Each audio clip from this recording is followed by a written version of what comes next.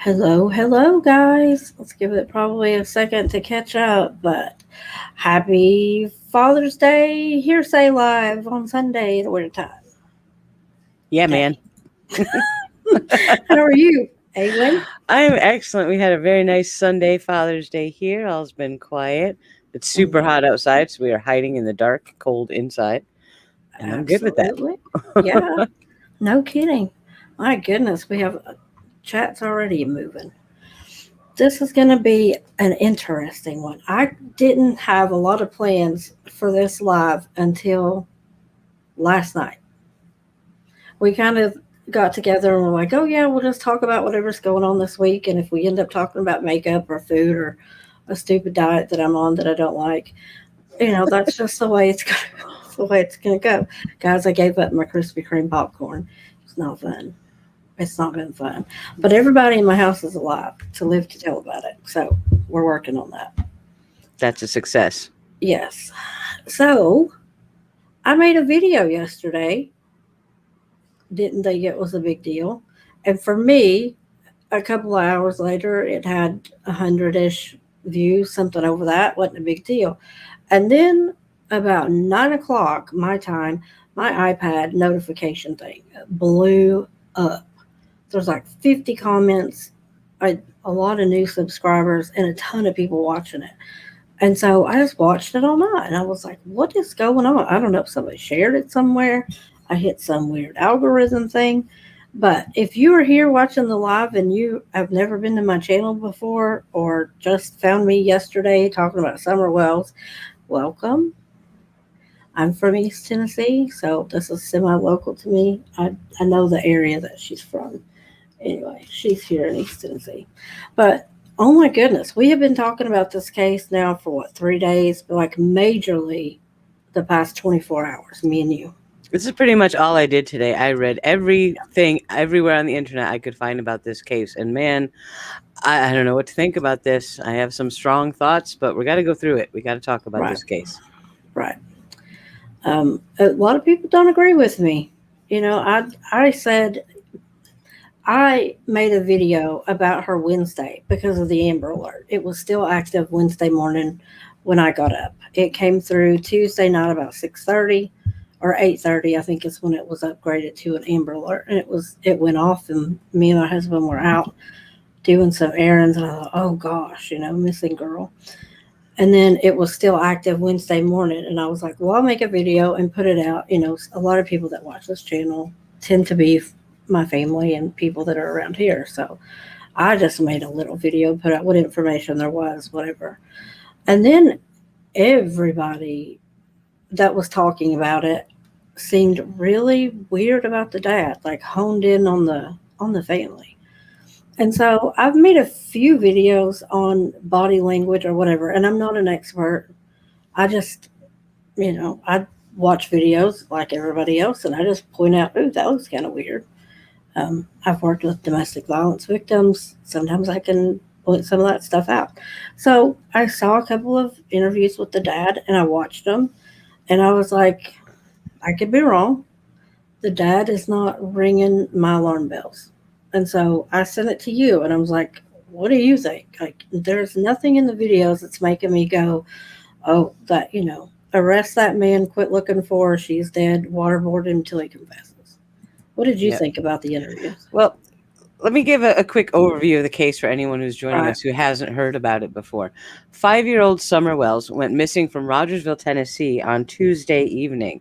By Wednesday morning, the law enforcement had issued an Amber Alert for her, and they've been searching for her ever since.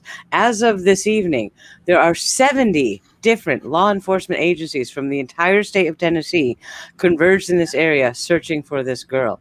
The area around her home is hilly and wooded and really dangerous terrain, and they have been combing through those woods for days now, and they still haven't found her. So that's what's going on, right? So we're talking about Summer Wells. The dad, one of the first things that I asked you when you told me about this case was, do we have a video interview with the parents?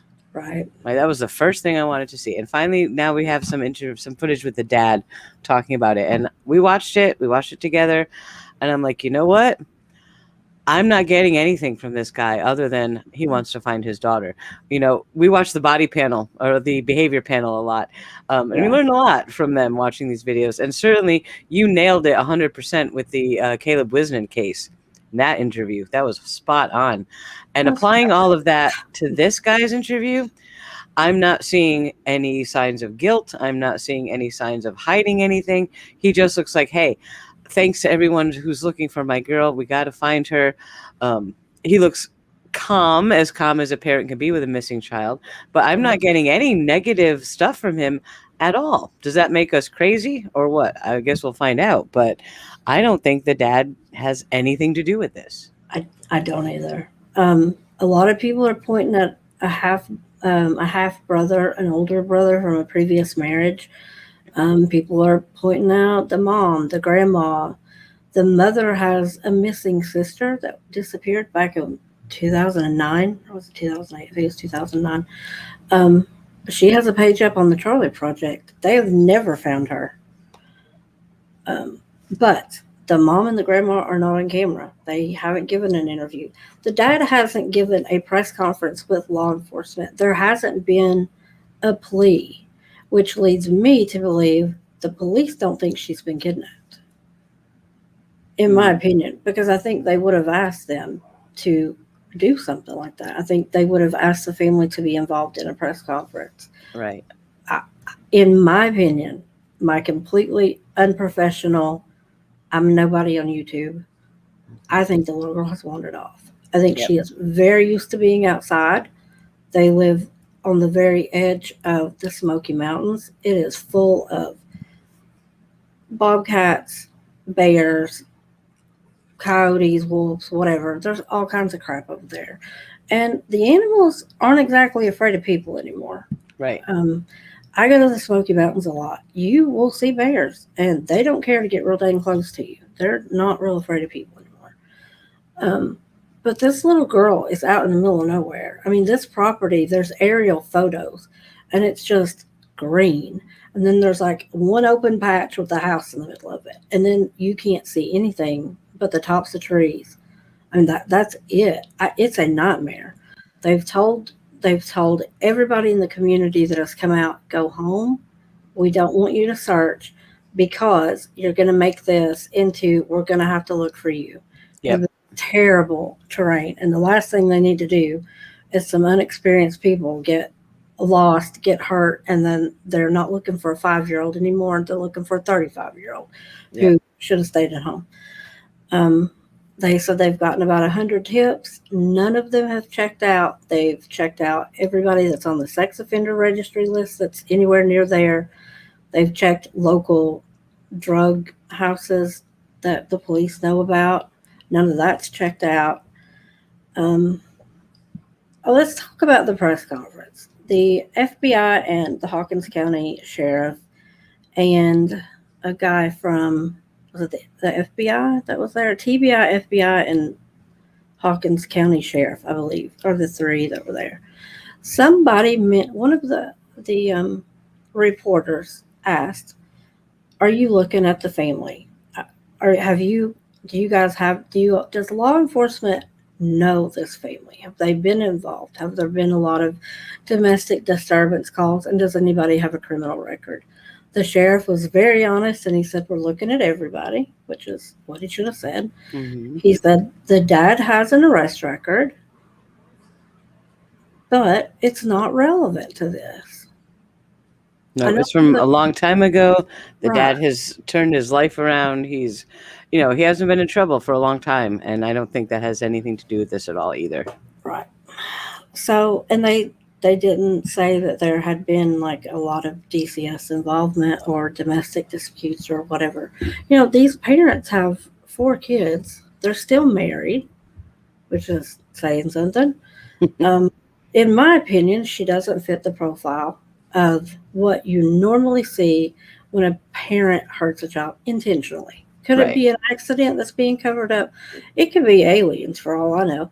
I mean, I'm not claiming to know what happened to the little girl. I'm just giving you what I think about it because people ask my opinion. Yeah. Well, here's what I think about this family and what's going on from everything that we've seen. Obviously, they're not a very wealthy family. Okay, they live kind of a little scruffy. I guess the best way to say it. They don't have a lot of money. I don't think the mom is very well educated at all, based on her social media posts. So I think they're rough and tumble country folk kind of thing. And certainly the videos that we've seen of Summer indicate that she's rough and tumble. She is outdoors. She is all over this. She is not a little, dainty little flower kind of girl. She's a tomboy. She's rough and tumble. It looks to me like she's probably a handful. So I have the feeling that she just got it in her mind to stomp off somewhere. Was she angry? Was there a fight? Was she mad at her brothers? Who knows? But I have the feeling that she just walked away from the house, maybe into the woods, maybe to the mailbox, because there's some indication of that. Maybe to go see a friend. Who knows? She just wandered off, and it's possible she's hurt and stuck in the woods. That's more of my feeling than any of these other theories. But then again, I have nothing really to base that on other than that's just my thing. Now, yeah, so Tina says in chat, wasn't she barefoot? It's quite possible. But when I was little, even growing up in, affluent middle Connecticut, I was barefoot all summer too. I walked all the way down to the store to get ice cream in the summer barefoot. I didn't put shoes on until I had to go back to school. So I don't think that's a really big deal that she was barefoot. I know we've heard a lot about that. What do you think about the barefoot thing? Do you think that's... I have 3 boys. When they were little, you would get them up in the morning and get them dressed. And before afternoon snack, Noah had a pile of clothes and shoes in the middle of the living room. You could not make that kid keep clothes on or shoes on until he stepped on a nail. And then he just stripped down naked or down to his underwear or his pull up, but he would keep his shoes on after that. But I mean, it's hot here. It's humid here. Kids don't have all the, I've got to cover up. They don't understand they need to wear clothes in public. I could not pay my kids to keep clothes on. We went to church and there was a few times like we had to tell Noah he had to keep his pants on. I mean, it's just how it is.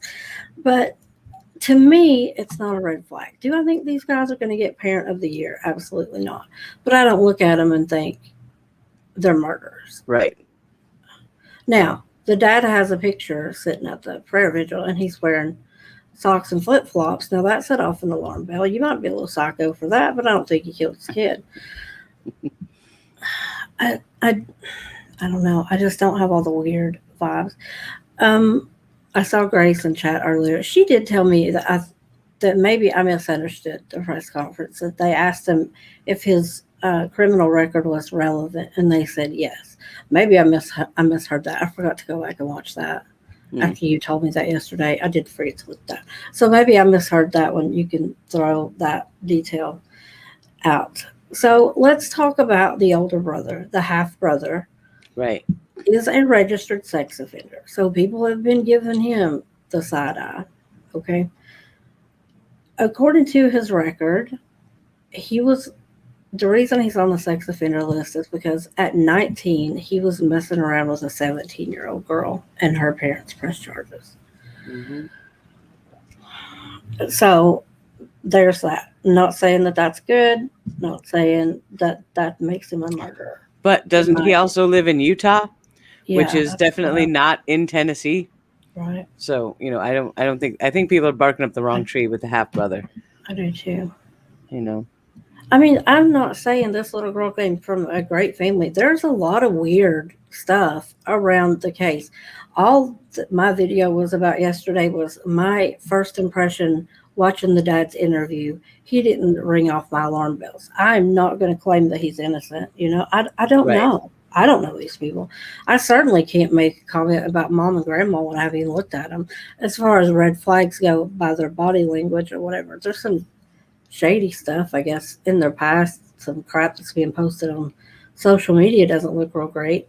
But in my opinion, I personally will be very surprised if the dad was involved or had any knowledge, even after the fact, of anything bad.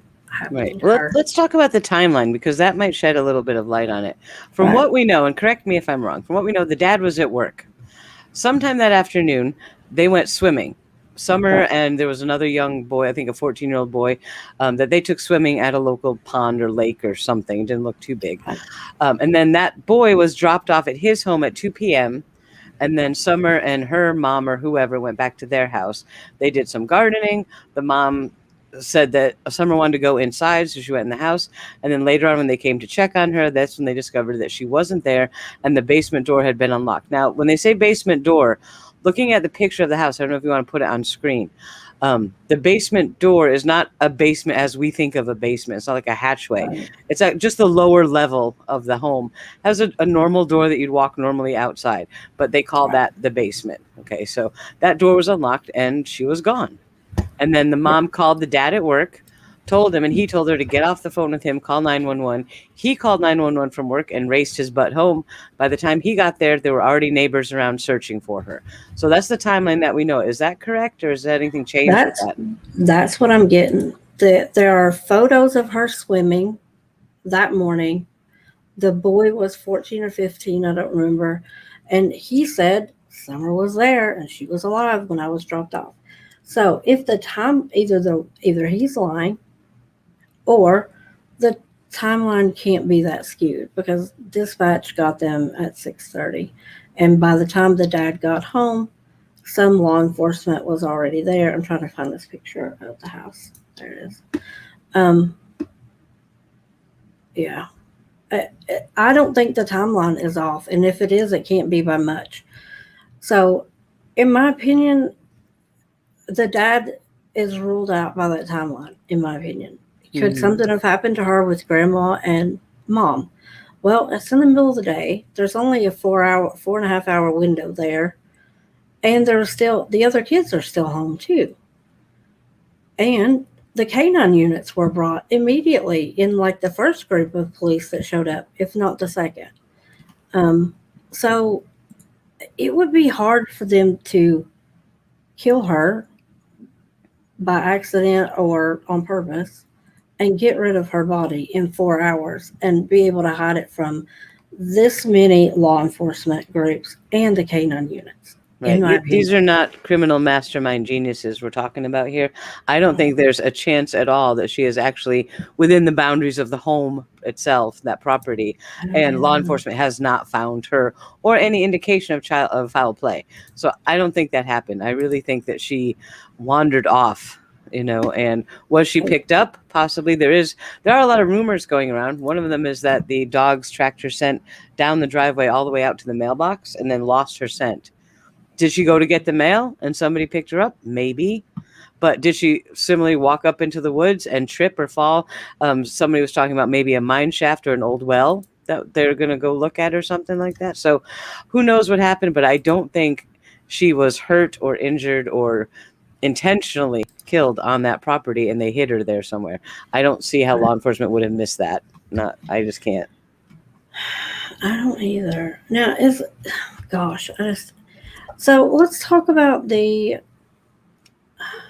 religious angle. Some people are saying the comments that he's making about religion and God and church people and that kind of thing, they think that that's kind of suspect.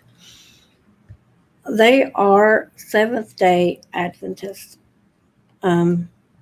He makes a comment about, we hang around church people, and some people have said that's a weird way to put it. I've heard that my whole life. That didn't strike me as weird at all. And I'm from East Tennessee. A lot of people refer to other people as church people or churchy people. So that didn't stick out to me. It could be a thing. I don't know. But they go to a Seventh-day Adventist church. They talk about the resurrection a lot. I don't think that that's some spoken thing that he knows that she's dead. I also think if you put the comments and the interview that they're in context, they don't stick out. The two interviews that were in my video yesterday were filmed at the prayer vigil at the church. So they were already, speaking like that. The pastor had spoken. It's a prayer vigil. I think you would be in that mindset as a parent if you were at a prayer vigil. That would probably be at the front of your mind, in my opinion. Um, when he says, and this was day 3, the prayer vigil, when he says, "What if somebody snatched her?" I can't fault him for saying that. Had he said that on day 1, I think it might have been more alarming to me. I think if your kid's been missing 3 or 4 days and they have 0 leads and you don't know what the crap is going on, I don't think that's a far leap to get to. That maybe somebody snatched her when you Right. don't know. I mean, what else would you assume? Yep. I, it's so hard to put yourself in that kind of mindset. I mean, I panic when I've lost my kids in Walmart for 2 minutes, or the mall. And all they did was go in the middle of the dang clothing rack. And I'm like, aliens have abducted them. It's giggling. And they're like 10 feet away from me. I can't imagine with no sleep, this kind of pressure, day 4, day 5. I can't. I don't know how they're. Well, let's talk about how the dad is coping, because he had some Yeah. interesting things to say. One of the reporters said, how are you coping? How are your boys coping? And he explained that the boys are kind of doing as okay as can be expected. And he said that he's having a lot of trouble. He can't sleep. He's really worried. It's like, but when I get stressed, I just go down to the police station and I hang out with those guys. Right now, Yeah. a guilty person in my mind doesn't go hang out with law enforcement for comfort. Right. And to see what's going on. That's why another reason why I really don't think the dad had anything to do with this. I think he's looking to law enforcement like, you guys are helping me find my kid. You're my heroes right now. I want to hang out with you because I feel Right. comfort being around you. I think That he said a wants. lot to me. I think he wants to know if anything comes in. I don't think he wants to be notified. You know what I mean? I think he wants to be there as soon as something comes in. If they find her, if whatever, in my opinion. Um, Yep. the story, people say he's changed the story a few times. I think the the disconnect in that is he's not telling it from his point of view. All he knows is what mom and grandma and the other kids are telling him Right. because he was at work. I think the first time they said, she was outside and wandered off. And then the kids said, "Oh no, we saw her go down to the basement." I think that's why the story has changed. I think he got whatever the wife said. We were outside gardening and then she just disappeared. We saw her walking towards the house. And then the kids have said, "No, she came in the house and we saw her go down to the basement." I think that's why that story has changed. It's not an embellished story. Usually, when people are lying to you, think about Letitia Stout, think about Barry Morphew, think about any of those people. Their version of the story is very embellished. You know Right. what color underwear they had on when this child disappeared and what they wore 4 days after that. Yep. There are so many details. They want you to think, "Oh, well, if I have all these details, it can't be a lie." Right. And that's a red flag. People have brought up that it could be a wild animal. He mentioned that. So people are kind of comparing that to Barry Morphew. But I think it's very different. When Barry talks about the mountain lion, he is a mountain lion came and got her. Absolutely. I think it's very, go look that way so you're not looking at me. Right. Like it's not it could be.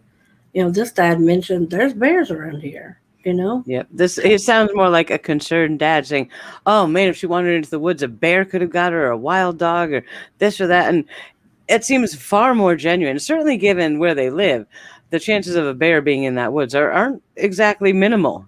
So that's a valid concern that does not feel like an embellishment to me at all. Right. So. And like I said, it might sound like I'm defending them. I don't know. I honestly don't. I don't know. I'm not a professional. I'm not a profiler. I'm not a behaviorist. I'm not law enforcement. This is my opinion. Like I guess what I'm afraid of is when people in the true crime community latch on to a theory or they think somebody's suspect, they tend to throw out the other stuff. And then that tends to be what gets called into the tip line. And they have said, if you are speculating, don't call us. Yep. Tennessee has flat out said that. A lot of places won't say that. They'll say, if you have any information you think could help, call us. And everybody and their psychic dog's grandma's twin, calls in and says, I see water. Tennessee has said, if you don't know something, can give us something, don't call us. If it's speculation, don't waste our time because we're checking everything. Right. Because we're talking about day 5. This is a 5-year-old little girl. Her chances are not real high. I'm hoping she's as rough and tumble, tomboy, hell on wheels kid as I think she is from these pictures, and that she has legitimately wandered off and Mm-hmm. is still alive in wherever she is. I've heard that in the past hour that they're looking at a well. Um, Yeah, the last hour a post came up that I they were hope. looking at either a well or an abandoned mine shaft. They have called in a light tower. They've called in the Yeah. infrared cameras. They've called in all of this stuff, and they were using the cameras again last night. Well, last night and then again today. So they're really searching the woods. Now, we saw a picture today. There are hundreds of like first responder professionals out there combing through these woods. They wouldn't be doing that if they didn't think she might be there. They wouldn't. They wouldn't put Yeah. all of these people at risk hunting through these hilly woods if they didn't think there was a chance that she would be there. And the fact that they've called in 70 different resources to come and help in the search, that's a big deal. So they must have a genuine concern that she could just be out in the woods. Maybe she tripped and broke her leg or can't move or she got stuck or she's in a well. But they are looking everywhere that they can for her. And they don't do that for no reason. But one thing that really concerned me, and you and I talked about this when we went live, one of the moms posts on social media. Now, certainly with Letitia Stout, she posted some crazy stuff all over the internet Yeah. when Gano, and we were like, "Whoa, what are you doing?" The mom is kind of doing that too, right? The one post that you showed me where she was yelling at someone for having called CPS on her, Yeah. that she posted just 3 days before she went missing. That is a really big concern to me. How did you feel about that? It's a red flag, and I didn't talk about the mom in the video because I haven't. The only reason I made the update video, was because her dad did an interview, and Right. I like to look at people's body language, whatever. The mom hasn't given an interview. I think that's weird. Mm-hmm. I do think that's weird. I think if they find out there's been foul play and the family was involved, number one, I'm going to be shocked if it's the dad and the dad had any knowledge about it, even after the fact. Could I buy something with the mom and the grandma? I think that's an option. I don't know anything to rule them out, Right. or rule them in. I don't know. But a lot of people have also talked about, well, after the Joe Clyde Daniels trial, this is really alarming. I don't understand that comment. If you guys understand it and can explain it to me, when I read that comment, it was like, okay, Joe Clyde Daniels was in Tennessee. It's a missing child with no body, zero physical evidence, and the dad was convicted of second-degree murder. If one of these brainiacs decided, oh, well, he got away with it, that's a good enough reason that I can do that too. Like that comment doesn't make sense to me. I don't understand why people are saying what's really alarming after the Joe Clyde Daniels trial last week. He was Yeah. convicted with no body and no physical evidence. You would think that would have been a big warning sign that people in Tennessee that sit on a jury, if they think you killed your kids, your tail is going to prison for a long time. They will take a circumstantial case and make it a big deal. So Yeah. I don't get how that comment makes sense unless somebody can tell me what I'm missing there. Yeah, I don't understand that. Chelsea has a great comment in chat. She Okay. said, "Let's please remember the mom might not have strong intellectual capabilities. She might not be aware that she doesn't come off well." I agree Right. with that, but what I'm talking about is her social media post yelling at somebody and calling them the B word for calling CPS on her. Yeah. My concern is that if CPS was involved in this family, at least they had an initial call that the parents were aware of. And she posted that 3 days before the girl goes missing. To me, that's not something we can just ignore. Right. So, You know, and law enforcement could be telling them, hush. You know, maybe they've been semi ruled out. The mom's in a knee brace. She's been in a knee brace, so you're also dealing with that.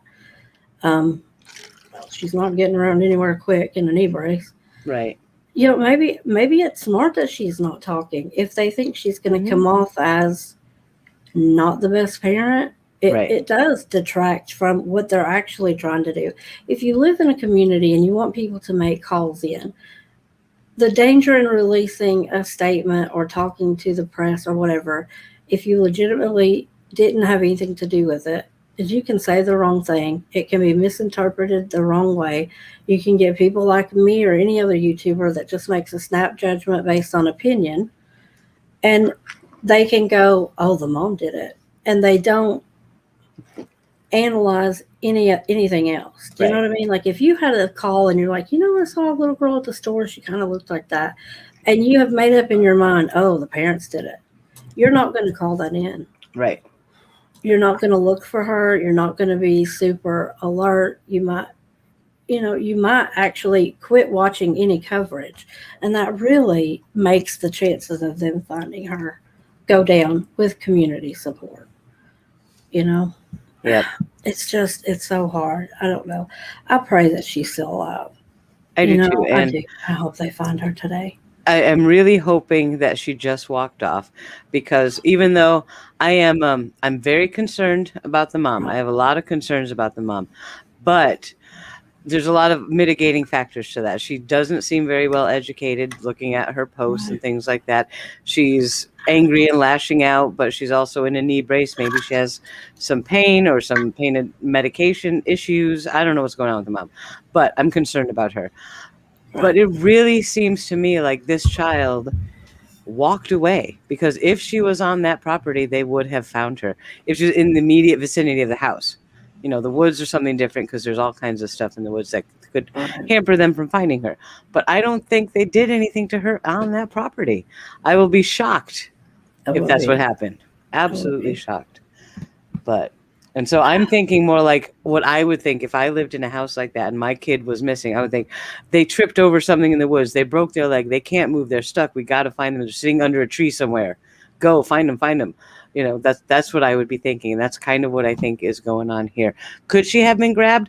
Possibly. That rumor about the dogs tracking her trail out to the mailbox, which I believe is actually way out off the property by the main road. Mm-hmm. It's possible. Maybe she walked down there every day. We don't know. But maybe she was down there and somebody grabbed her. That is a possibility. But right now, everything is a possibility. So right. It's just so...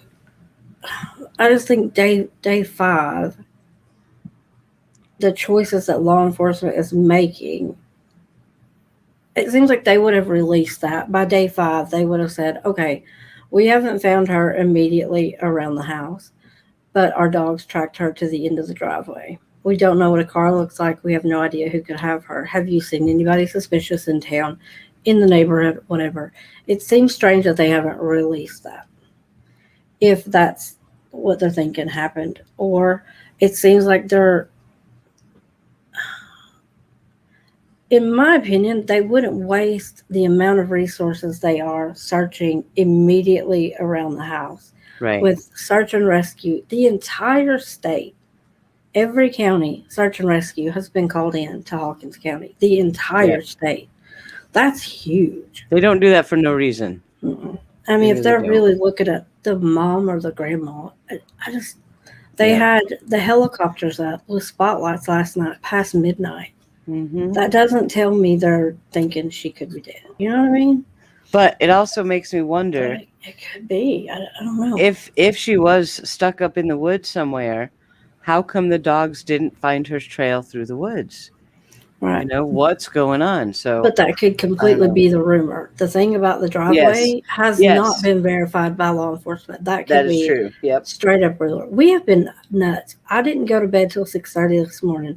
All I did was dig through everything that I could about the case. I watched videos. I watched interviews. I've flipped through every daggone Facebook group, and y'all know how much I like those Facebook groups about true crime. I mean, it's wading in the cesspool.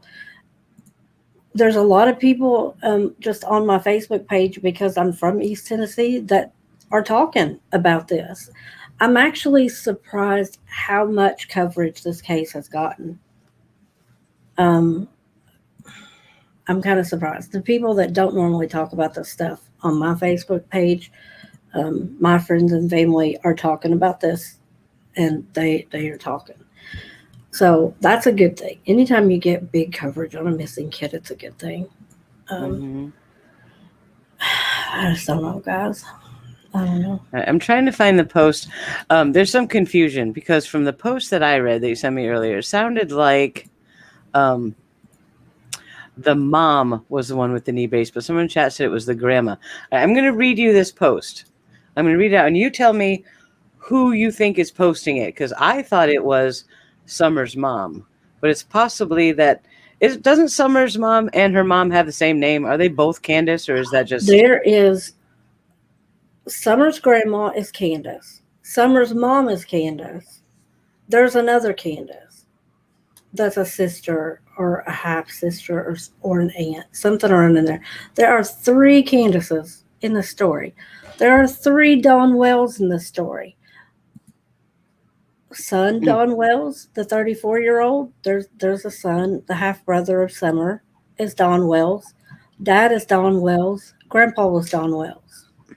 So this is not an easy thing to follow just by names. Okay. But you read the thing. All right. So this post, I don't know who posted this, who it was. All right. So here's what it says. It says, Hun, I, and Candace was planting flowers right before she went missing. We came, the camper had a piece of candy. Mom walked Summer halfway back home to see her brothers. They said she went down to her room to play and she was gone.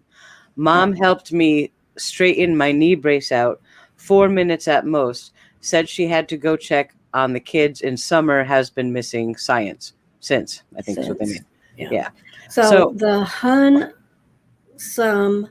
I, and Candace is Hunter, the brother of Summer. It's Hunter. Hun, is Summer. I think it's the mom. Candace is grandma. Okay. So, in my opinion, she's talking about what she did. Grandma walked her halfway to the house. I don't think it was to escort her. I think grandma walked halfway to the house and Summer kept going. To the camper. I don't think right. Grandma lives in something on their property. They're talking about going and eating a piece of candy. I'll be honest. I've heard people use that as slang for drugs. Is it? I don't know. She might have a Reese's addiction. I ain't judging. I do too. I don't know what that means. But she says, and Mom helped me straighten out my knee brace. So that is grandma. Right. And I think that post is by the mom, Candace. Right. Not the grandma, Candace. Yeah. Right. So I don't know. It's very confusing. You could read it either way. Yeah. Basic, because English, almost all the words are misspelled and things like that. So what they're trying to impart, we kind of have to guess. But one of them has a knee brace. Now, somebody asked in chat, isn't it possible that maybe the boys were roughhousing and there was an accident and the mom and grandma are covering it?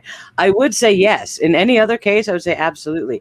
But the fact that law enforcement has not found Summer on that property, the mom and grandma couldn't have got her that far in just that short amount of time. If the timeline is correct, they didn't have a lot of time to drive 20 miles away and do something with her body. So that's why I'm thinking, I don't think she's on that property. I don't either. Not with the amount of canines they've had there. Yeah. And I'll be honest, I think if they don't find her today, I think you're going to start seeing and hearing recovery, not rescue, come in, and there'll be a whole new set of dogs. Yep. I don't.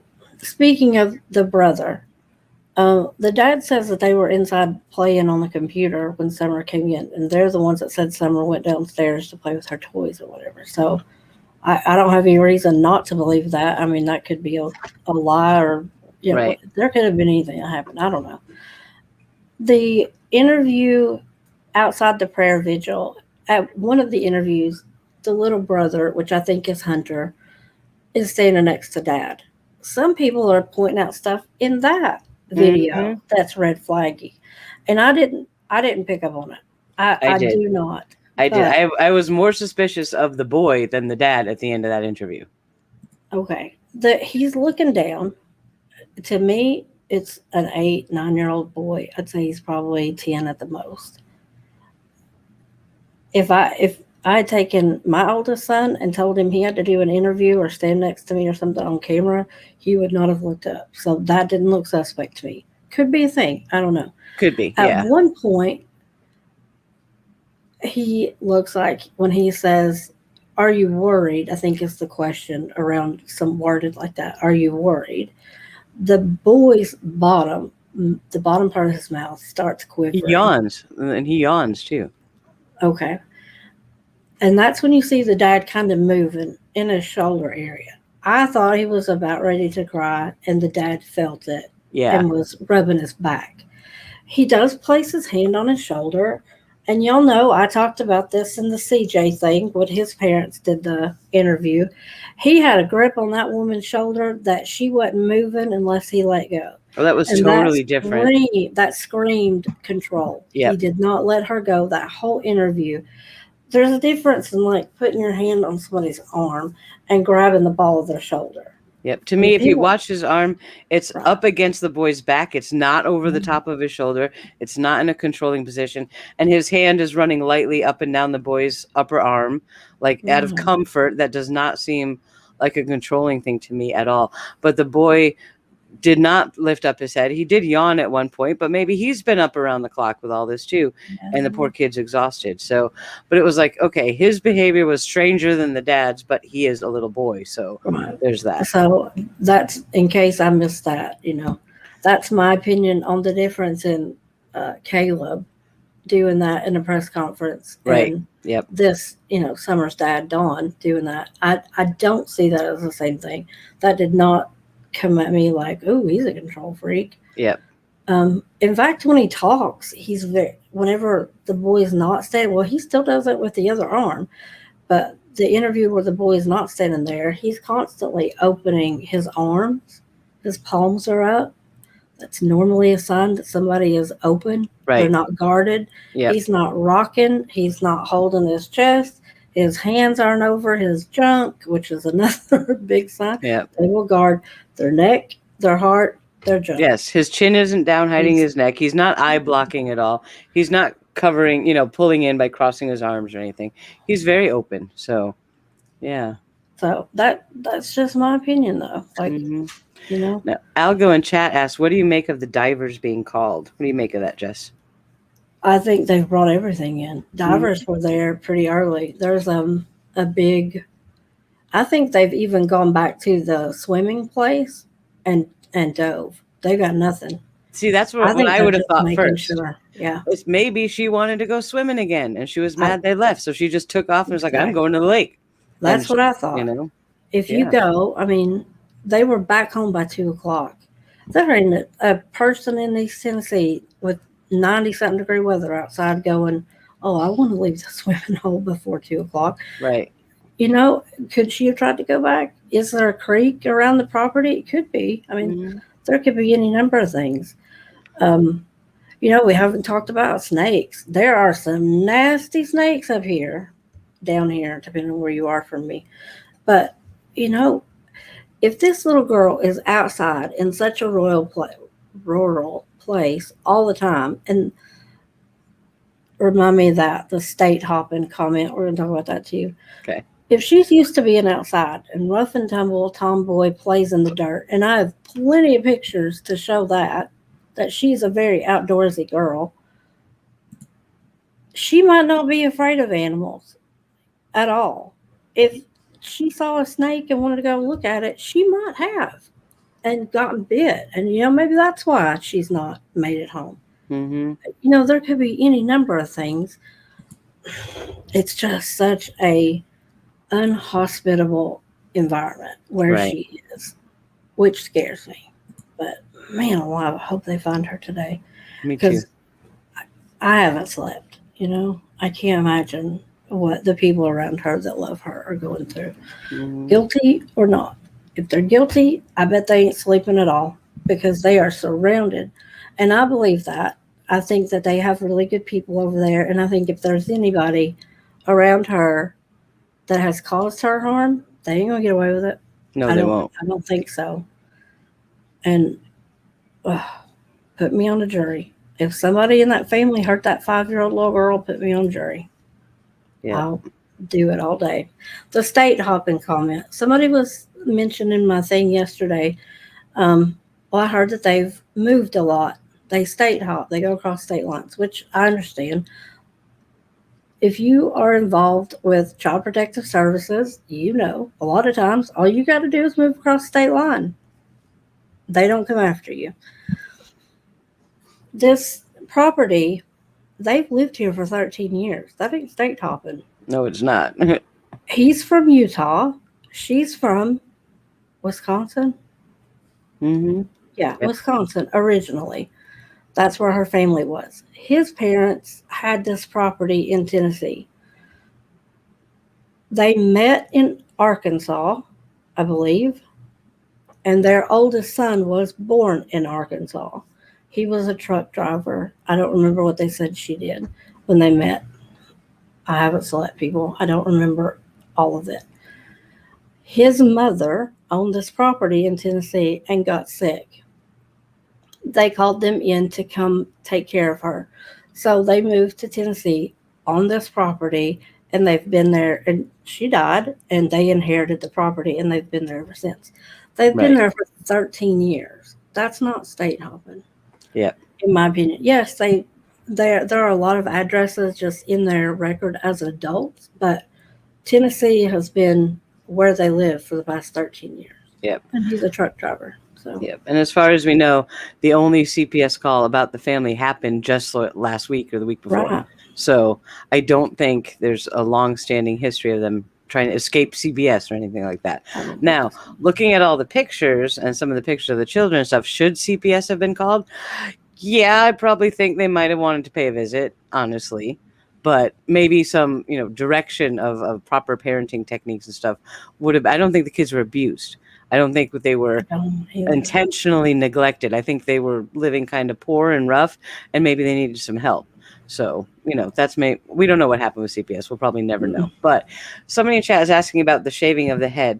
And I just want to say, even though her head was shaved, and it does appear to have been a lice situation, the boys' heads were shaved as well. Even the mom's head is shaved. I just shaved my husband and son's head today because it's summer. But I believe that Summer's head was shaved because of the lice. But if you look at the pictures, in so many of them where her head is shaved, she has this really pretty hair bow on. Mm-hmm. So I don't see that as bad parenting as such because, okay, yeah, we had to shave your head because lice and all that, whatever. Maybe that's an issue. But the mom put bows in her hair, the grandma did, or somebody did, to make her look pretty and girly and stuff. So I don't see that as such a horrendous thing. What do you think about the head shaving? When my boys were little, Noah, I always tell y'all about Noah. Noah had a personality before he was conceived, I think. That kid, every year since he was 2, I want a mohawk, I want a mohawk, I want a mohawk, I want a mohawk. And it was like, no. As long as you're in school, no. So it was always the deal till the boys were probably 10. They had to do whatever hair I was comfortable with until the day school got out for summer. And that was Buzz Day. I mean, that's what we called it. The last day of school was Buzz Day. All 3 of them lined up, and they wanted 0 hair for the summer because it is freaking hot. And Noah was like, I want a mohawk. And so his version of a mohawk was kind of the Marine's hind dot, just a little arrow on it. It didn't stick up or anything like that. But Noah had big ears. I hope Noah doesn't watch this. When he was little, his ears stuck out. It just did. I didn't want his school pictures to be that. Noah had the prettiest blonde curly hair. He would have been the prettiest little girl. That little boy had the longest eyelashes. I could have put him in a pageant. I ain't kidding. But that's what he liked. It was Buzz. So as soon as that was the last day of school, we shaved all 3 of their heads. The only other time I shaved their head When I separated from their dad took them for the first time for the week in the summer, the very first summer we were separated. They came back, all three kids had lice. My ex-husband Oh, had paid for one of those expensive UFC fights or a boxing match or something, I don't remember which. And he had a whole bunch of people come over and their kids, and they all piled together on pillows and blankets in the living room, in the other bedroom or whatever, because they stayed the night because all the guys got hammered and right. watched men beat the crap out of each other. They came back with lice. I buzzed them immediately. I thought about it. I thought about cutting my hair off, and I was like, oh no. Um, it happens. I mean, they're kids. You go to school, it happens. They go to church, they do lay down with somebody else. There's a bajillion ways to get lice. And truth be known, the really, really dirty kids don't get lice. Lice don't survive on greasy, dirty hair. They can't stick. Hmm. So to me, that does, I know it sounds like a lot. And maybe it is. Like I've said, I'm going to say it again. Maybe there's something shady going on. I'm going to be surprised. But Yeah. I personally don't feel comfortable saying the parents did it, she's dead. Yeah. I don't feel You that know in what I this mean? case. I don't. So we'll see what happens. But yeah, I don't think the head lice was. I mean, they're not the cleanest kids I've ever seen. The house is not the cleanest house I've ever seen. So there's that. But shaving her head, I think, was probably the easiest solution in a house full of kids to deal with the lice. But they also did put bows on her head every day. All the pictures. She has these great, pretty bows that sometimes match her clothing and everything. So they there was something done to make her feel better about her hair, So that counts for something. It really does. Um, how much? I don't know. But, I did notice that. Luckily, I've never had to deal with lice, but I still shave my son's head in the summer because it's just too hot. It's just too hot. So I Well, it don't gives think. me the heebie-jeebies just thinking about Yeah, it. it does. It does. I don't know if I can handle that. Mm, mm. Oh, but I was so sad though because Elijah was 9 months old at the time, and he had never had a haircut before. And I had to shave his hair and throw it away. I couldn't keep the little lock of it because lice. hmm It's fun. So now I'm telling y'all how horrible. Y'all are going to think I killed my kids or something now. Because my kids had lice. Noah didn't ever wear clothes, didn't like to wear shoes, played outside in the mud. I'm telling y'all, it's East Tennessee. It is. If you don't live in town, well, we do now. Where you even can't take so, them to a park, a lot of the time, these kids are outside playing. I grew up in the middle of Connecticut in a very affluent area, and we Yeah. played outside in the mud all summer. We ran around in our bathing suits for 2 months. Every yard had its own sprinkler or pool, and we would just go around yard hopping. I mean, we didn't wear shoes for 3 months. It's just what you do in the summer when you're a little kid. At least when I grew up, it was. So I don't find any of that out of the ordinary. I was a little concerned when I saw some pictures of the house, and I've looked through all the pictures of summer that are up online, and yeah, I have some concerns. Yeah. I do, but I don't think the concerns that I have say that they were abusing the children or could have murdered them. I don't feel that at all. I feel like they were just, very, very rural, not wealthy parents. Yeah. And it shows, And so. that can tell you that they don't have a lot of money. Maybe they're not very educated. Maybe they're just some good old rednecks that live out in the middle of nowhere. Mm-hmm. That doesn't mean they're murderers, Right. or child abusers, or there's so many people. Like when you're a good mom, it's really easy to judge another mom. I guess Yep. this is where we're going to take a turn now and try to make this positive. It's real easy when you're a good parent to judge somebody that's not. But you have absolutely no idea what experience they have. What if they just don't know better? How were they raised? What did they Yeah. grow up in? It's just a thing. Some people, CPS gets called in for situations like this. They get parenting resources and they completely turn everything around. They take better care of their home. They take better care of what their kids look like in public. They try to be better parents because they have been given the resources. That could be what we're looking at here, Yeah.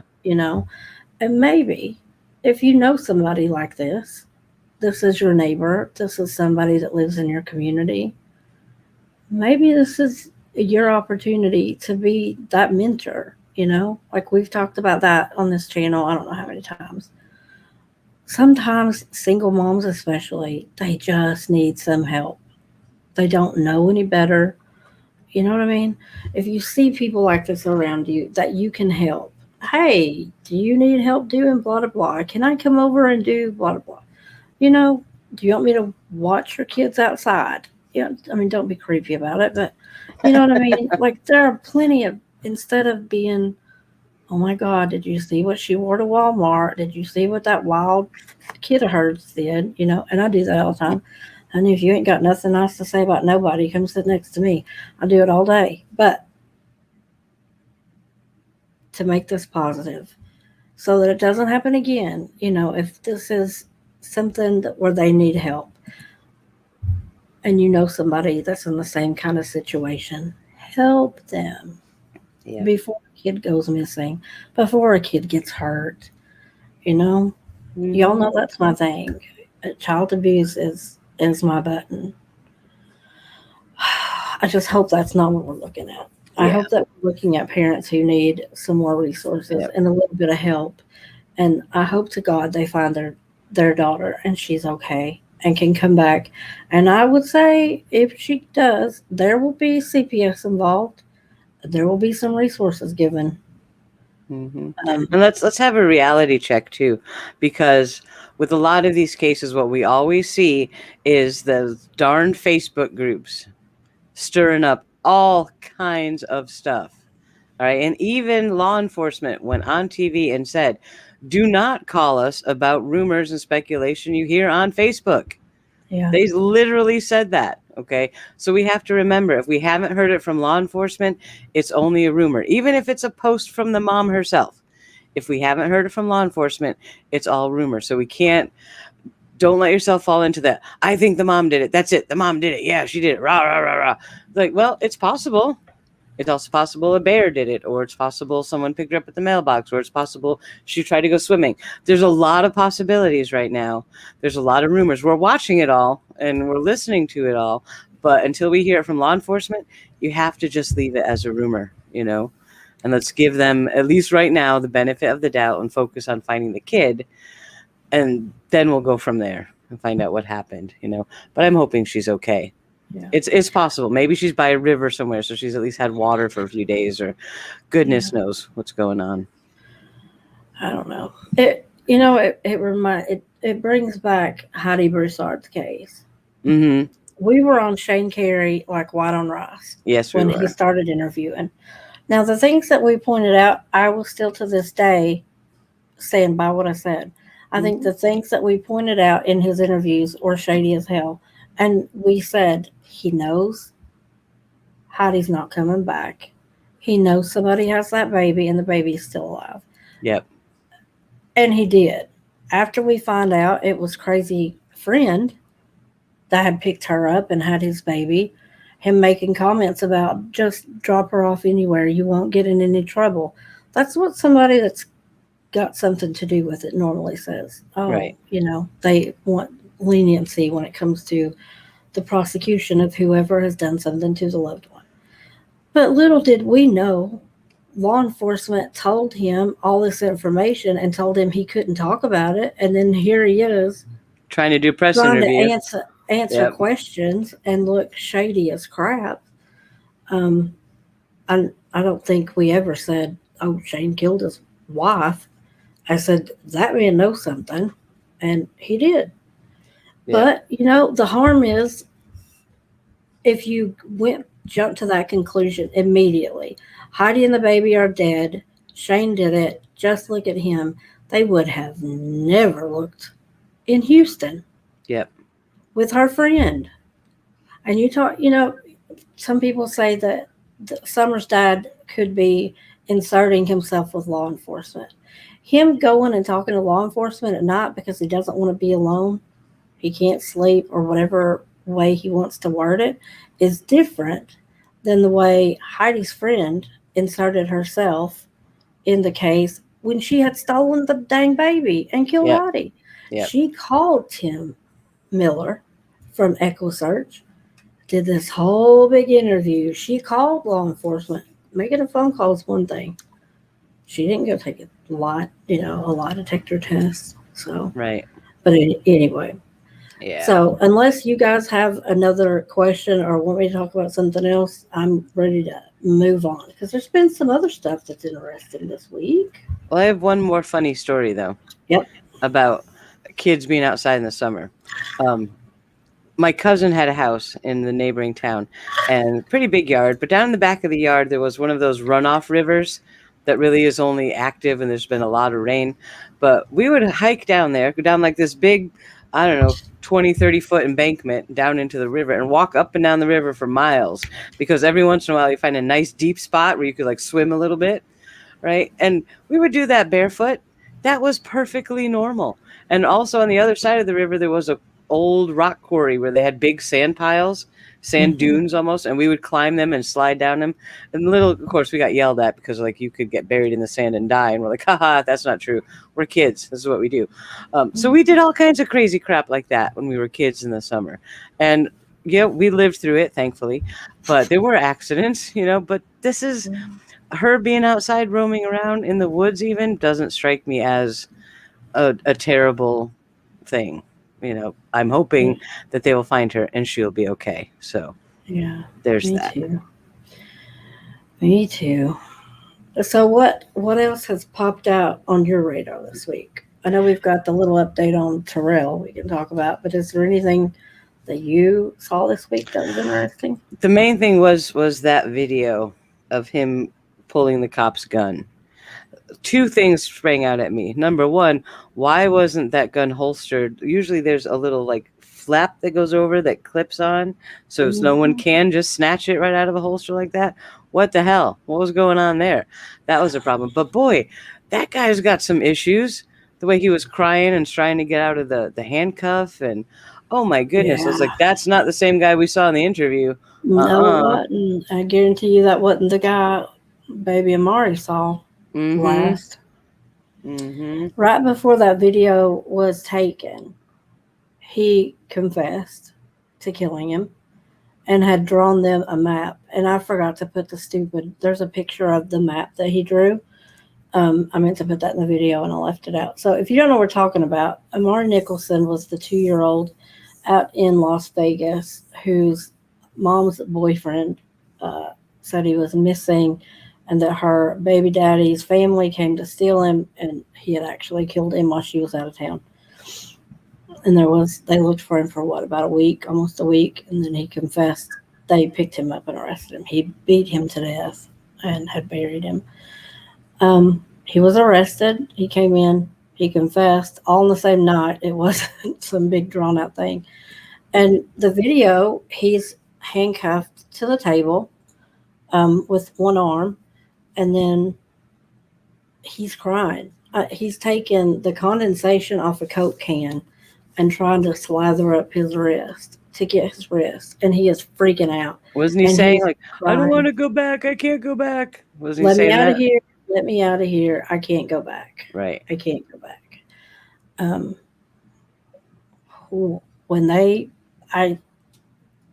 Prison will not be a fun experience.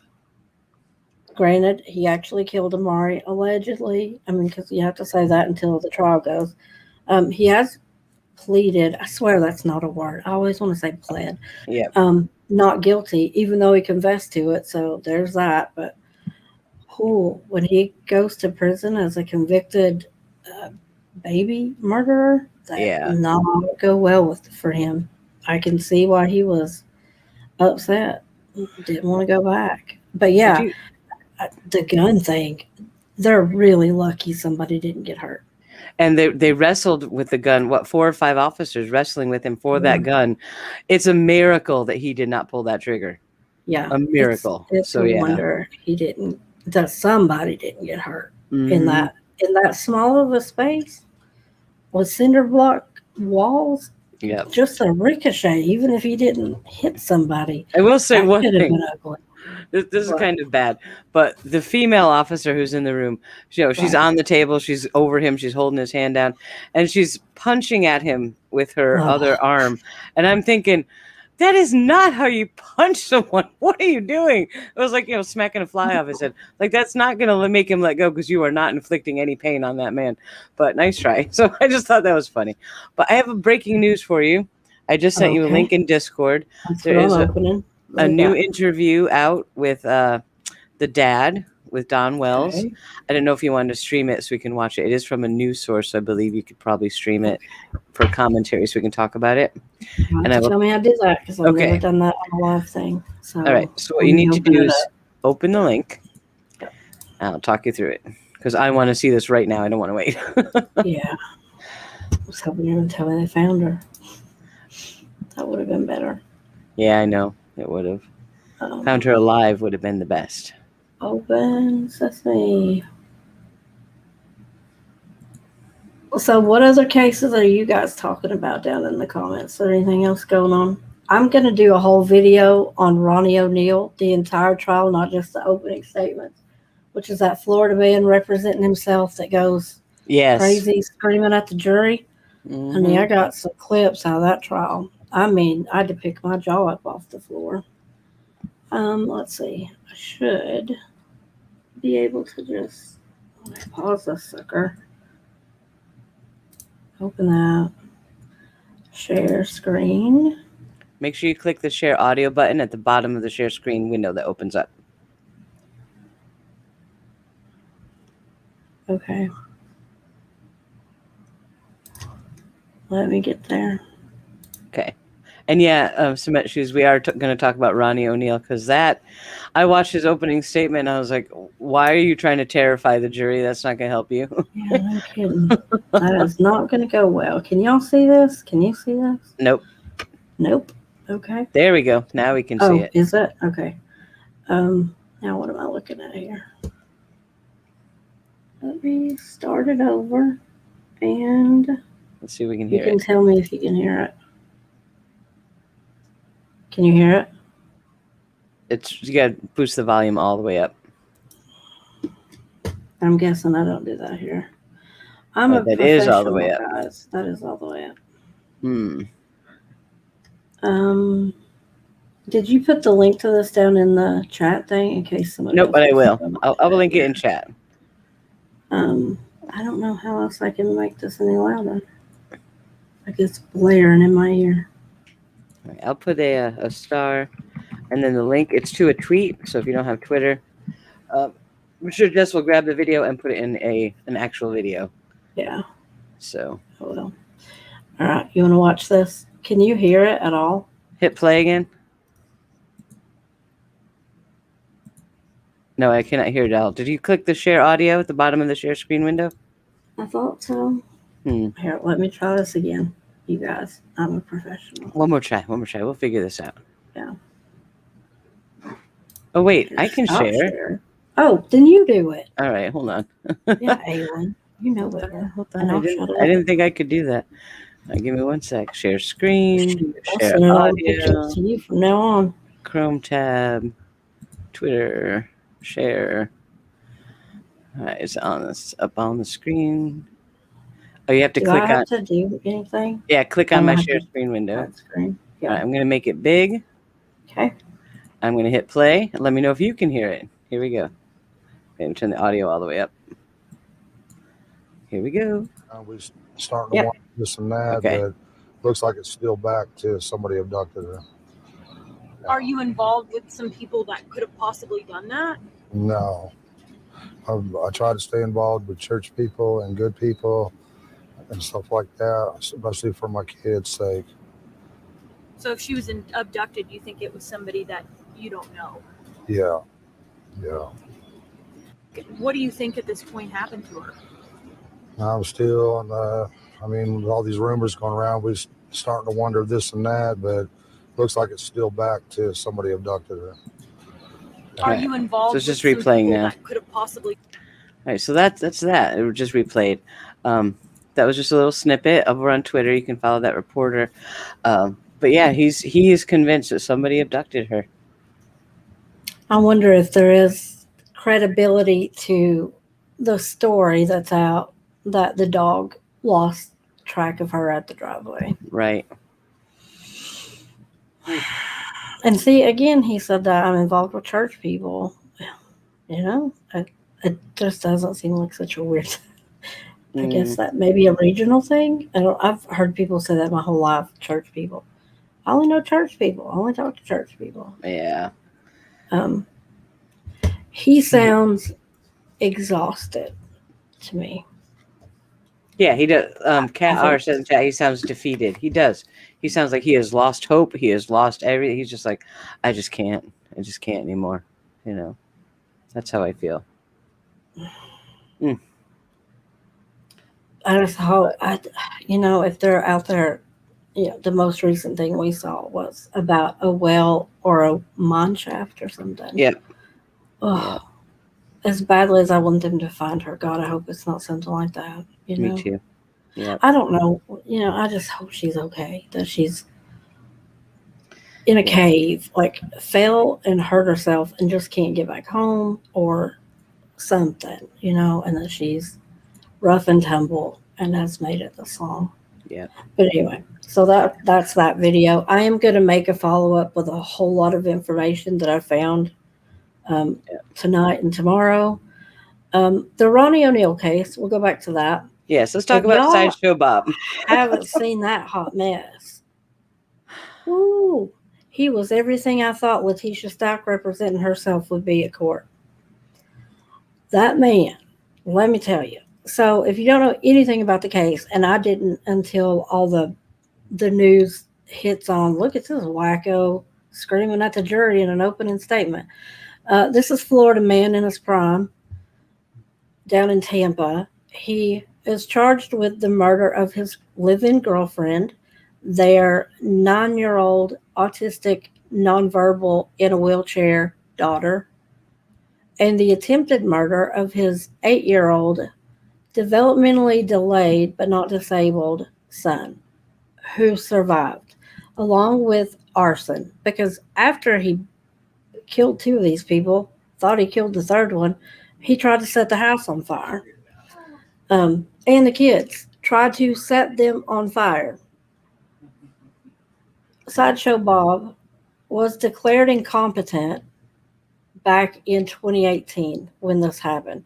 If y'all didn't watch my video yesterday, go watch it. There's a clip of him at his first appearance after he was arrested. His arm is burnt and bandaged up. I mean, he's crazy. He's crazy. Mm-hmm. So he decides to represent himself. And after listening to his 35-minute opening statement, you see why he's representing himself. Because there ain't a defense attorney that would touch that with a 10-foot pole going all the different directions he went. He's saying the evidence is going to show, he says in almost every dang sentence. But when he starts, he silently prays. Like he makes it a show that he's praying before he addresses the jury. And the opening line, he's screaming. I mean, not passionate, raising their voice. He is all out screaming at the jurors. And all it reminded me of was, if you've ever seen photos or footage of Ted Bundy when he represented himself in one of his murder trials, he is questioning somebody and he doesn't get an answer that he wants. And he flips. He goes from Mr. Charisma, cute, handsome, intelligent, whatever, to exactly what those women saw right before they were murdered. Do you know what I'm talking about? That picture of Ted Bundy? I mean, it is a thing of nightmares. This man looks completely psycho. Completely psycho. And his hair doesn't help. I mean, not to make fun of it exactly, even though it's hilarious, but it doesn't help because when he's yelling at the jury with his super angry face on and that hair, you're like, yeah, you're scary. I'm done. If I was a jury, I'd be like, done. I don't need to hear anything else of the trial. I'm done. He was smart enough to put on a suit. Like, why didn't they do something to that hair? Shave it? I don't care. But it's not about his hair. But now it looks ridiculous, crazy. Molly Graves in chat has a really good point, something you and I talked about. He said he actually shows some human side when he thanked the deputy for adopting his son. You want to talk about how that all came down? Man. That was a big deal. I'm telling you, when I saw it, now I've got the video from that. I've got like an hour video.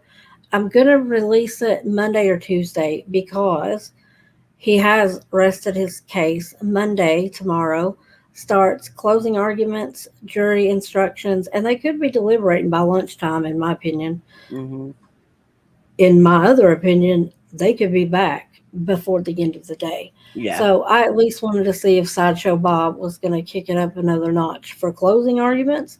But some of the things that stuck out to me, and you will see in the video, the detective in his case adopts his son. Mm-hmm. I can't even. Yep. So then when I hear he's going to cross-examine him, I'm like, oh, this is going to be a nightmare. And he walks up to the podium, sets his papers down, looks the man straight in the eye, and puts his arms down to his side. And as believable as could possibly be and sincere, he looks at him and he says, before we start, I just want to tell you thank you for everything you did for my son. Mm-hmm. I really thank you from the bottom of my heart to the top of my head. Yep. And he just stands there and looks at him for a minute. He does all these crazy long pauses in the middle of sentences, between sentences. Like, he pauses a lot. But if I had been a jury member, that would have stuck out to me. Yep, definitely. I did not expect that. My jaw was on the floor. On the floor. So then, do you want to say anything about that? Other than that was the only moment where we did seem to see a human side of him. But given everything else, it's so hard. My brain does not want to believe it was sincere, but I really hope it was, you know? Yeah. So. Me and you and Paul used to play this game where we would bet during the first day or two of a trial that we all watched together whether or not this was a narcissist and would they take the stand. Yep. That used to be our game. Will they take the stand? Will they take the stand? I didn't know about this one. I was kind of hoping he would. What is the dating game killer? Not Alcala. What is his name? I don't remember his name. Remember his name. He was on the dating show. Serial killer. I think he was in Florida too. A lot of people don't know that he represented himself in his murder trial and was crazy as all get out. He questions himself on the stand. He uses his lawyer voice to ask questions, and he uses his suave voice to answer questions. It was very weird. If you've never seen that video, Rodney Alcala, you can check that. Go look up a video of him doing his own questioning. That was crazy. So I think what surprised me about the trial was how intelligent this man is. He doesn't have a way with words. I don't think he has a humongous vocabulary, but he's not dumb. Well, he is kind of for representing himself, but yeah, the man has a brain. It could have been utilized in a better way, but he has a brain. So as soon as we all saw the screaming opening statements, we all went, oh crap. His son, who was 8 years old and who we tried to murder, is going to take the stand. Yep. When we saw he was on the witness list, we all were like, oh no. You know, a lot of people argued he shouldn't, you shouldn't be able to question a victim if you're the perpetrator. And I'm like, guys, this is America. It is you have the right to address your accusers. So you have that right when you go, whether we like it or not, that's a thing. But I think every one of us thought that's going to be a train wreck. Right. I have the entire video of even what the prosecution asked the little boy and everything, his cross-examination. It's about an hour and 10 minutes. And I'll put it in that video. I'm chopping it out because there is a ton of spaces where it's just dead air. Right. It's like he waits a minute and a half between questions. It's crazy. I have a hair stick with it. But they were at least smart enough to let the boy testify remotely. So he was in a room kind of like what you would see in a forensic interview. It's a smaller room, but there's a lot of therapy things around. There's like a whiteboard, there's crayons and markers. He has a golden retriever therapy dog with him. It's not his, but it's a therapy dog that he's had a lot of interaction with in the 3 years that this has been going on. Very intelligent little boy. Very well spoken. You understood what he was talking about. He didn't ramble. He didn't even embellish. I mean, a lot of times when you see adults testify, they are asked a question. They have to give you, a 2-paragraph answer once he answered no question. The kid did really, really well. I was surprised.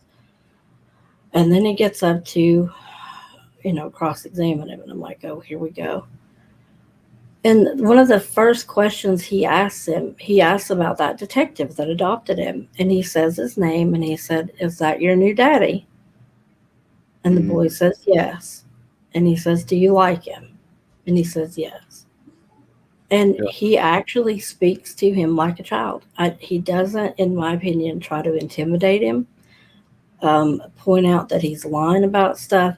He wants to ask him about interviews the kid did at 8. And some of the interviews the kid did were from a hospital bed. I believe he was on a ventilator for a while in a coma. He was in the hospital with severe burns, a lot of damage, severe stab wounds all through his intestines. He was in the hospital for quite a while. So, and the kid has been diagnosed with PTSD. I mean, how could you not? How could you not? And so the boy recounts step by step what happens. This psycho man, according to the boy on the stand, they get in a fight. It's late at night, and he's woken up by his parents fighting, loud, arguing. And all of a sudden, the mom runs out of their bedroom and goes to his sister's room to hide in the closet. And the dad grabs the shotgun from under the bed and is coming down the hall, and he sees the little boy looking at him, and he says, come help me kill this bee. And the boy follows him in the room because he's scared. I mean, he's 8. What is he supposed to do? He actually puts the shotgun in the boy's hands and puts his hands over them. The boy does not have recollection of the visuals of shooting his mother, but he says he can hear it. He remembers hearing the shotgun go off. How do you do that to a kid? Man, that is what I think is a giant flaw in our justice system, that child was subjected to having to be in the presence of him again. I dislike that. I understand your right to confront your accuser and blah, blah, blah. I get that. But there are some times when there's a line that really should not be crossed. You wonder why we do forensic interviews. Why can't they just call whoever did the forensic interview and set the foundation up as the interviewer? Why is the kid brought back in? They can read off this is what it was said. They should have a special attorney there to question him outside the presence of the father, or do it remotely. We've seen that in some trials where they would interview someone remotely. They did. He was remote. He wasn't in the courtroom. Oh, all right. I didn't see the video yet. He was. Okay. No, he's in like a forensic interview room, like a therapy room. Okay. There's a big easel. He's got markers and crayons, and he has his therapy dog, a golden retriever, is with him. But he still had to interact with his father via the camera. Via the camera. I don't know that he could see his dad. I think he could only hear That's better. That's better then. Okay, I feel better. I don't think he could see them. I don't feel great, but I feel a little bit better. I wish they could have just called the interviewer and set that up as foundation. I'm not a lawyer. There might be a reason they don't do that. I don't know. But he says he doesn't remember doing some of these interviews, and so his dad's screwed trying to impeach him because the kid doesn't remember the interview. So what do you do? Right. Do you remember saying blah blah blah to this person? No. Oh, well, that's where it shows that he you should not represent yourself. He Right. doesn't know what to do when he doesn't get the answer that he thinks he's going to get. Right. So a lot of the questions were completely dead end.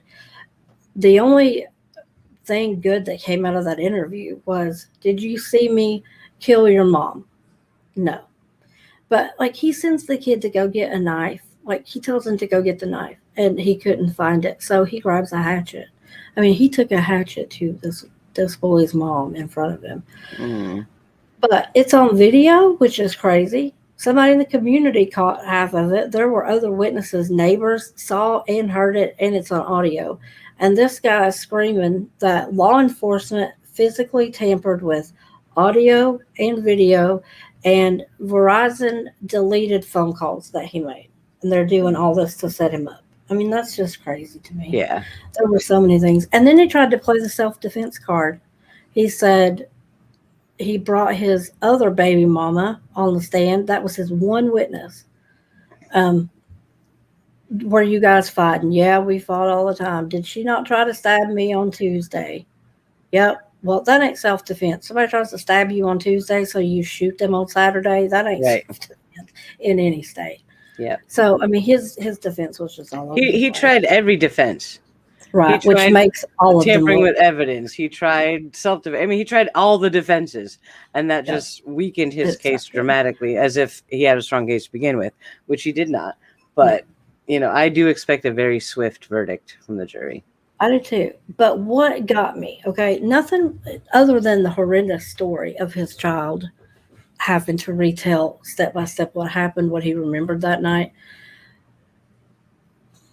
He was nice to the boy. He didn't, in my opinion, he didn't bully him. He actually acted way differently than I expected. It went much better than I thought it would.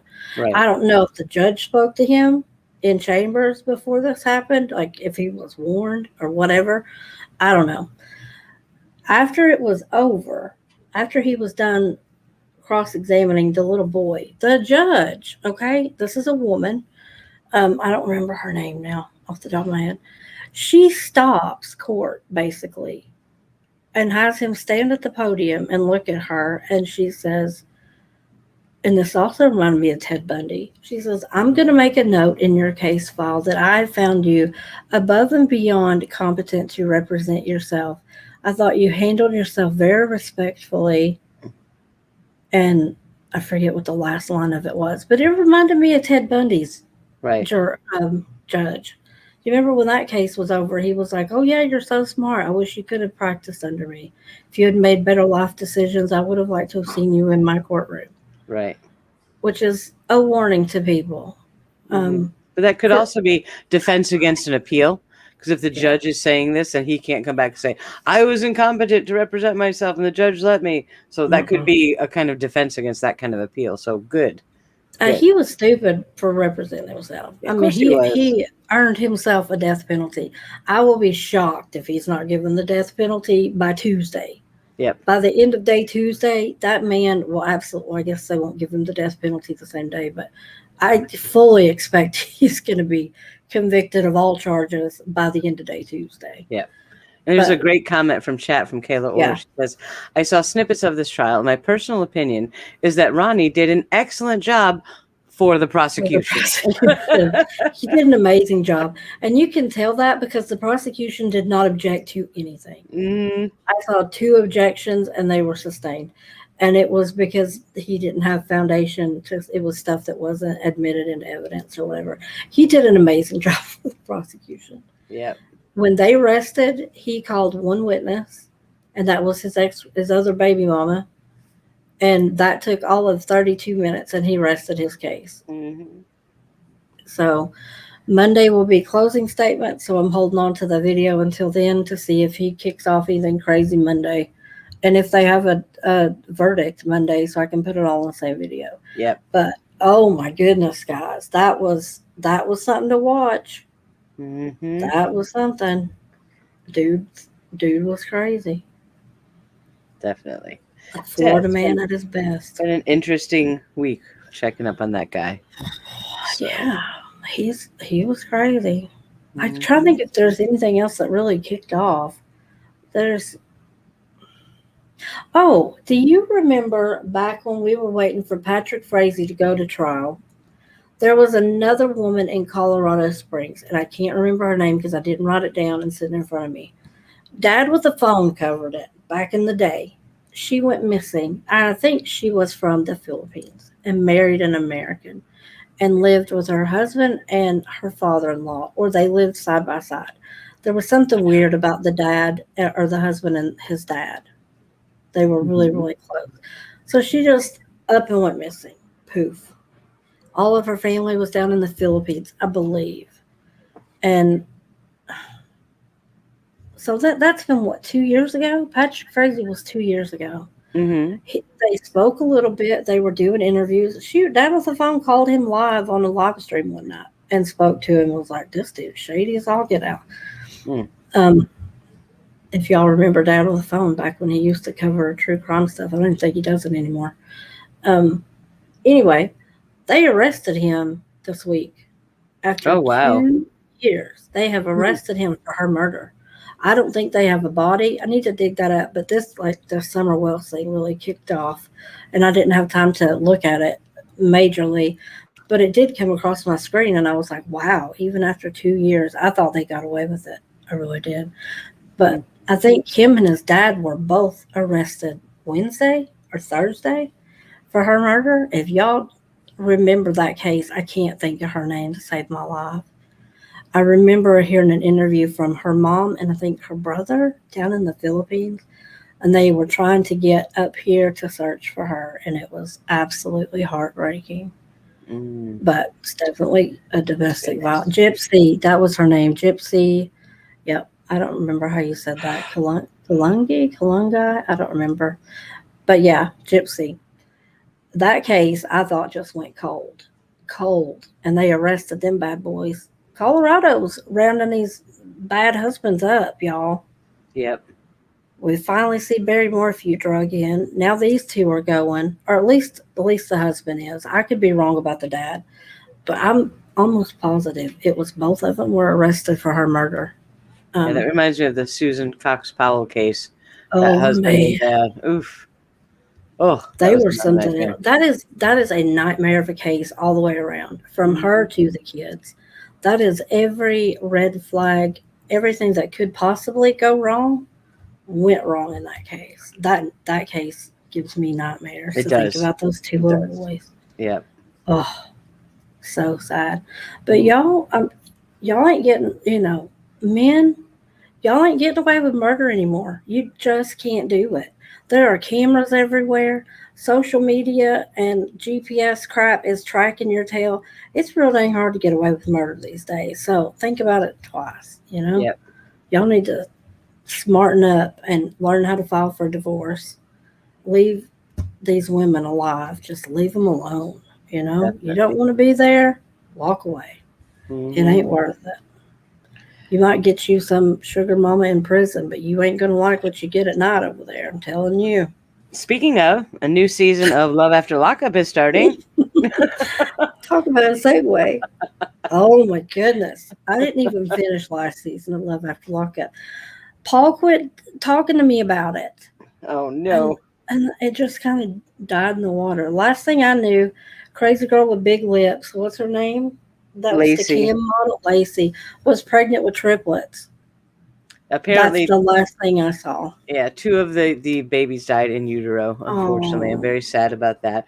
And that's but I believe she gave birth to the child. I'm not entirely sure because I haven't followed up after the season, but sad. this new season is shaping up to be just as crazy as the rest. I'm not sure I'm going to watch it yet because You that's a never whole know. world of crazy. I'm not sure I'm ready for. I just don't know. What struck me, I think where they lost me, okay, was you got to watch this season. There was like a spin-off season of Love After Lockup, Love After Lockup, COVID edition. They have Yeah. that weird voiceover. Yeah. And I'm like, y'all bunch of idiots at TLC. Isn't that who films at the TLC? Yeah, it's TLC, not Lifetime. Y'all, these people came from prison. They've been on lockdown in a room about 6 square feet. Why did you think this was going to be hard for them? Yeah. That did not. It was like that was like the most anticlimactic season spinoff, whatever the crap that was, ever. And I'm like, you all really thought it was going to be tough for these ex-cons to be out during COVID when they've been stuck in a 6-foot square room with nothing for a long time. Yep. That didn't go over well. Yeah, that was silly. Oh, what happened to Crazy Girl? What was the Crazy Vegas girl?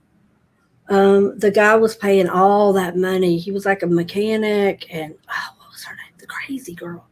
They were all crazy, Jess. She wasn't allowed to have a credit card. She wasn't allowed to have a bank account. Oh, she was drinking and gambling and throwing stuff and slapping him around. And yeah. Oh, and when we found out that girl had 6 kids, my jaw about hit the floor. Yep. And she was flirting with a woman sales associate in Vegas behind his back. It was a whole thing. That just went hot mess express. Yeah. And then Paul quit watching it with me, and then it just kind of fell off the radar. Yeah. I've been watching Loki, though, because Tom Hiddleston's in it. I can't tell you what it's about, but Tom Hiddleston's in it. Cement Shoes in chat is mentioning the Robert Durst trial that's currently ongoing. It had stopped for a few days because he was in the hospital, but he is back in the courtroom with his little bag there hanging off. It's a good die young. That man's gonna live forever. Yeah. So that is ongoing. It's an interesting case. If you don't know about Robert Durst, you can listen to the podcast called The Jinx. It's really a fascinating story. It is fascinating. There's a series on HBO called The Jinx. It's really worth watching if you want a crazy, crazy story. But finally, after all these years, we're talking decades now. This man is finally at trial.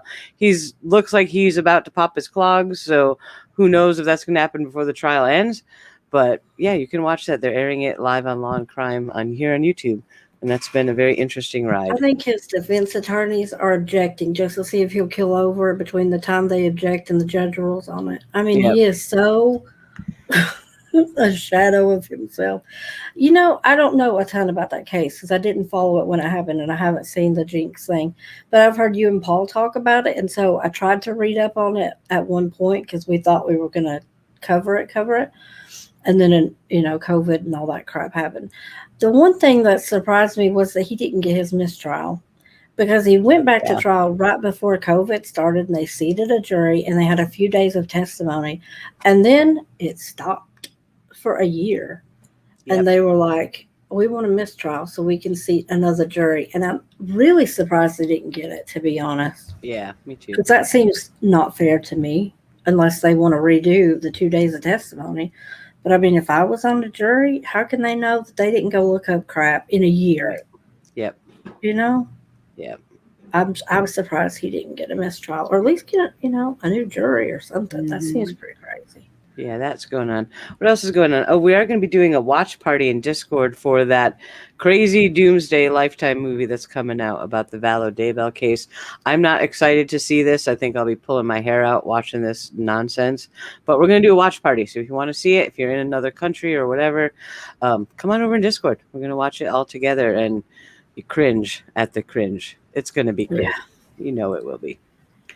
So I'm going to... Right, I see a comment in chat asking about when you go on a run, that's slang for drugs. I didn't say that. If you're talking about my comment earlier, there's a post where she says we went for a piece of candy. I've heard a piece of candy stand for drugs in many instances. There's another post the mom said. There's another post that says the mom said, well, we went for a run.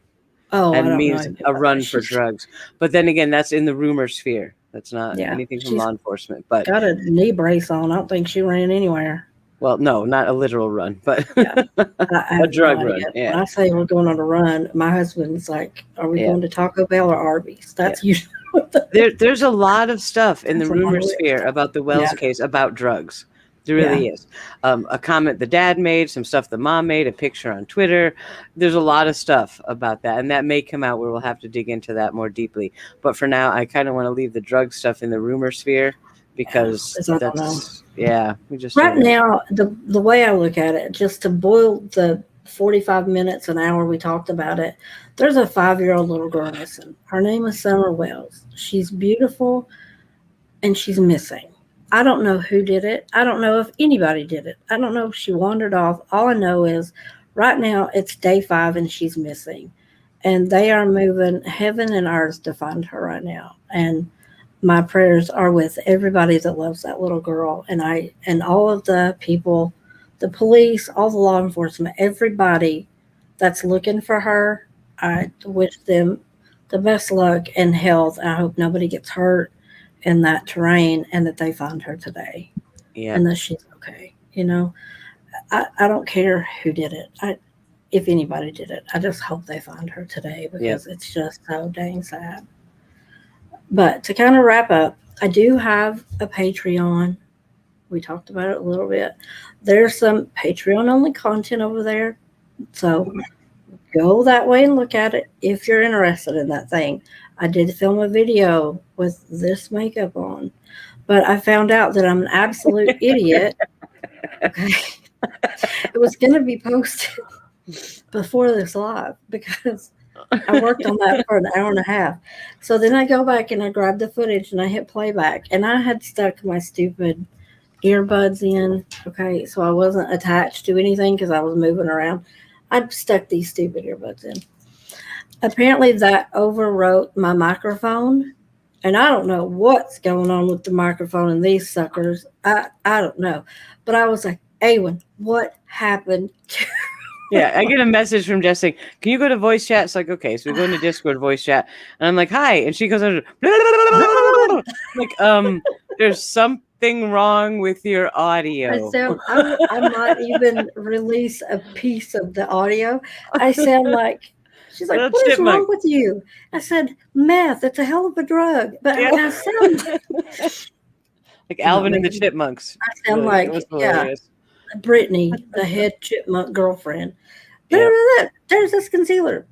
And you all know I don't talk that fast. I'm from East Tennessee. We have a speed limit.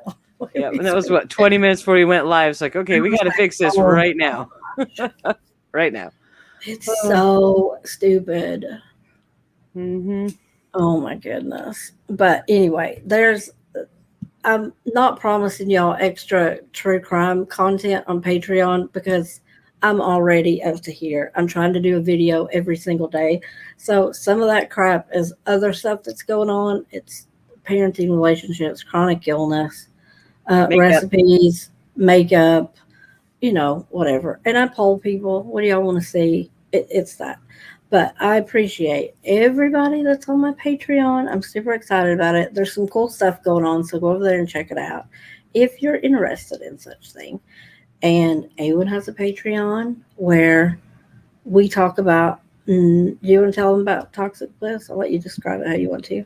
Yeah, we do a weekly live stream for all YouTube channel members and patrons for the narcissism stuff. Last week we had a tough topic. We did narcissistic injury, and that was kind of rough and triggering for us to go through, but it was a great conversation. This Thursday we're doing narcissistic rage, which is going to be pretty challenging, but it's big and important. So that's what we're doing over there. All right. Very cool. So there's that. Do you have anything planned on your channel this week besides Toxic Bliss? Do you have anything scheduled? Nothing scheduled. I will be covering the hearing, which is on the 23rd, I think. If assuming that's live, I'm pretty sure it will be. There's some filings that Eric Grossarth was talking about between Means and Rob Wood, kind of going back and forth with each other about Lori's confinement to mental health care facilities and stuff. But those documents have not been made public. So I didn't feel comfortable talking about them. So until anything comes publicly out of the courthouse, I don't make videos just to chit chat. So I'm waiting for more documentation. Once that happens, I'll do more videos. We'll do the hearing live as it happens. We'll do the narcissism live and all that good stuff. So that's what's going on over there. Yep. I forgot we even had the hearing this week. Completely spaced about that. Yep. So is Rosie here? I need to tell Rosie. Yesterday was my dog Ginger's 7th birthday. So I wanted Rosie to know that we celebrated. Ginger got watermelon, a big bowl of watermelon, mostly juice because that's what she likes. and a whole mound of whipped cream. I mean, that girl had to have a bath. It was up in her ears. She's a Cavalier King Charles Spaniel. So she's just like a mini Cocker Spaniel, basically, is what she looks like. That thing was covered in Cool Whip to her eyebrows. And I bet But she was happy. Rosie would have got, she got a new bed and a new bone, and we sang to her. So just in case Rosie worries about Ginger sometimes. We loved her. We gave her a little party yesterday. How But sweet. anyway, yeah, she's a monster. I just want to say hi to Hot Scorpio Rouge in chat. It's good to see you again. And hi to Yeah. everyone else too. But Hot Scorpio Rouge and I, Mhm. we talk a lot, and I need to talk to her. So she's gonna have to find her way back to Discord. Yep. And Cement Shoes, he keeps saying he's going to come to Discord. Dude, I'd make you a mod if you get in Discord. Yep, No, I'm same. kidding. Same.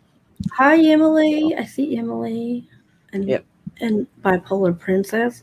Look, all my friends are here. They are all here. Oh, they're all here. Beth The Gator's gang's here. all Chelsea here. Diaz is here. Ooh. Lots of people are here. So yeah, Cement Shoes, if you're having trouble with Discord, I do have a video on my channel with how to use Discord. Check it out. It'll get you going. So Yep. oh. Yep. But yeah, anything All else right, going on? that's- That's it here. Father's Day is today. All the dads out there, happy Father's Day. If you happen to be a mom that's playing dad, happy Father's Day to you. You deserve it. There's plenty of moms out there doing it. But we did all that stuff yesterday at my house. My husband's working today. But We did today. That'd My be husband wanted chili, and you know how my Ooh. stomach's been the last month, so that was kind of rough. that But was. I did yep. have some cornbread. I had a piece of cornbread, so that was Ooh. excellent. Yeah. Well, we had a big cookout. We did just burgers, hot dogs, watermelon. Everybody else got to eat a lot of carbs. I did not, but it was Oh, still fun. But it wasn't Mother's Day, it was Father's Day. So we got what my husband wanted. So that's where that went. Oh, what a day. What a yeah. day. So you guys watch the videos. I'm going to make another one about Summer. I'm working on the one about Ronnie O'Neill. If there's other things that you think I need to watch that maybe I've missed, send it to my email. It's always down in the description box of my thing. It's mistrial21@gmail. If you want to send me something, hey, go check out blah, blah, blah. There's Patreon. There's Awen's Patreon. We're both on the same Discord server. Both of our channel stuff is on there. Other than that, though, I think that is going to be all of the time of your Sunday that I'm going to take up. Yeah. It was a long live stream, but I knew we were going to talk a whole lot about the Summer Wells case, and we're watching it. If they find her, we'll let you know. We'll post it on Twitter and Facebook and everywhere. So as soon as we know, you'll know. We're keeping a close eye on that. I might go live if they say they found her. Yeah, I that might would just probably go be good. live. Yeah. So, but anyway, thanks you guys for showing up, and until next time, bye. Good night.